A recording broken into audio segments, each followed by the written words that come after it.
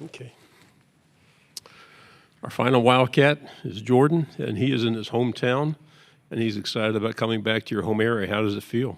It feels great, being an Atlanta, Georgia kid. It feels great coming back to the city. What are the prospects for the team this year? What does the coach have to say? What's his message? Say it one more time for me. What did you say? What's been the message from the coach this season getting ready? We've really just been working, honestly. Just keeping the blue-collar mentality, just being determined. We have a question over here on the right. What does it mean to be here, back in your hometown and represent Kentucky here on this stage during the media week? Well, being from Atlanta and being a military kid, it was tough being a military kid, but especially being from Georgia, it's been great, especially just knowing my family's watching. I had a whole bunch of family members texting me, phone blowing up and stuff like that. So it's been great. Back row in the middle. Nose, here's an LEX18. You mentioned growing up in a military family. Have you found that that's contributed to any sort of, your path in football, your work ethic, and what you've been able to build at Kentucky? No, most definitely, especially growing up with my mom. She's a single mom, 2 kids, raised by herself, military. So it just kind of gave me a hard-nosed mentality. Yes sir, yes ma'am. I grew up, yes sir, yes ma'am, a whole bunch of manners and stuff like that. So yeah, it definitely gave me an edge. Does your team have an edge this year? Last season didn't go the way you quite wanted to. Is there a little bit more impetus this year to turn it back around? Yes, I feel like we're a lot more dialed in, especially as a team. Especially, all the transfers we got, so we have to be, chemistry has to be on 10, and everybody has to be, dialed in a lot more than we were last year to overcome this slump that happened last year.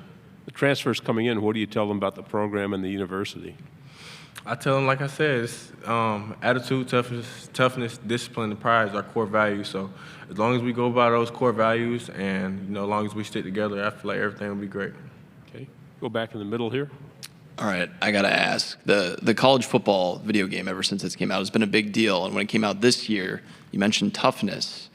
Your punter was the only player in the game with a toughness rating of 1. What was the team's reaction to that? And I saw that he was training to try to improve that rating.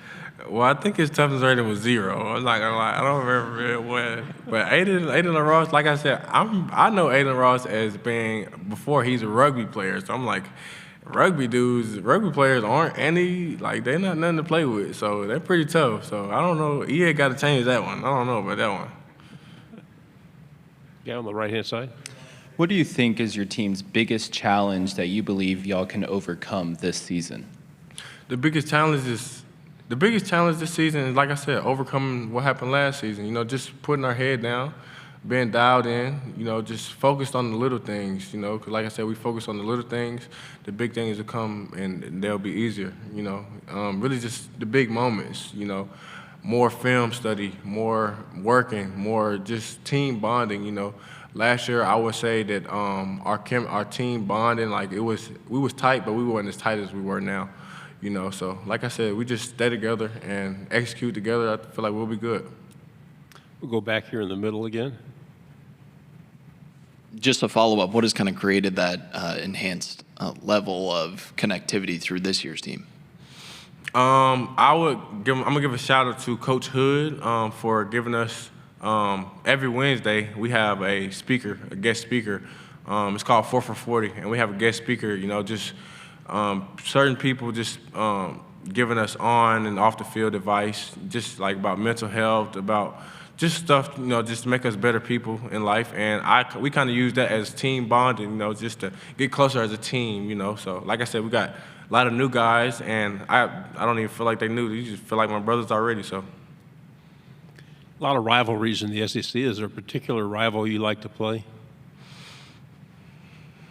I want to play everybody and anybody. No matter who you is, you put the pads on. We're gonna get it on. We're gonna get it going. Alex mentioned a particular in-state team that he likes to face and doesn't care for much. Is that quite a rivalry within the state? Well, since I've been at Kentucky, we're up right now. I'm up right now Pretty sure it's 3-2 right now, but hey, well, I don't want to say too much about that team across the road. You know, we're gonna see them when we see them. What about Coach Stoops really appeals to his players? What do they like about him? Hey, I love that Coach Stoops is loyal. You know, loyalty. Like I said, I've been in the program for 5 years now, and loyalty is a big thing for me. And he's really a chill guy. He's a player-led coach, and he's a coach that you can depend on, you know. Does it help to have a coach who actually played at some point in his life?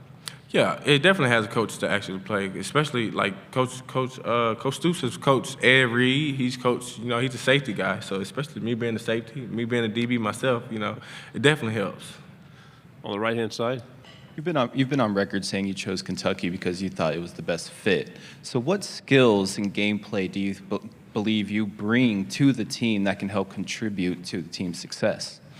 First, I want to say my ball skills. Ball skills, you know, turnovers. You got to turn the ball over, get the ball back to the offense, score touchdowns. Then my tackling. Tackling is really underrated. Actually, my tackling is underrated. I feel like I'm one of the best tacklers in the SEC, and I feel like I got the stats to, you know, back that up. And like this year, I'm working on my leadership skills as well. So just being a better leader around the locker room, making sure guys is on their 10, on their toes, and making sure everybody is doing what they're supposed to do. You know. Are you a leader by example or by words or by both? Last year, I was a leader by example. This year, I'm a leader by both. Do you think you have to earn that? Say it one more time. Do you think you have to earn that? You can't be loud right off. Oh yeah. I think I earned it. You know, past these couple years, I think I earned it. Like I said, I had to work on myself for being a vocal leader. You know, so I'm definitely being a vocal leader this year. Do you have any final questions? Another one here on the right. Is there a teammate maybe that fans don't know about, maybe flies under the radar, but actually contributes to the team quite a bit? Who would be that player? I'm gonna say I got a couple players in mind, but right now I'm gonna say Ty Bryant. Ty Bryant and DJ Waller. Ty Bryant because, you know, everybody kind of feeds off his energy. He's a God-fearing man. You know, he's like when anybody want to pray, Ty B is the first person I'm going to. Ty B was actually there because I recently just lost my father to a stroke, and he was one of the first people, you know, to help me out. Like one of the guys to, you know, like sit me down, just pray with me.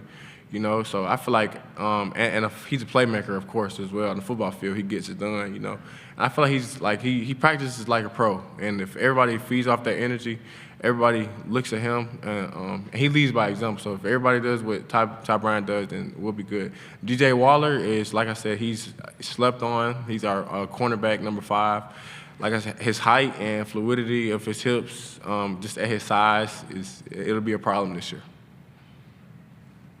Anything else? Jordan, thank you very much. Good job. No, sir. Thank you. Stay healthy.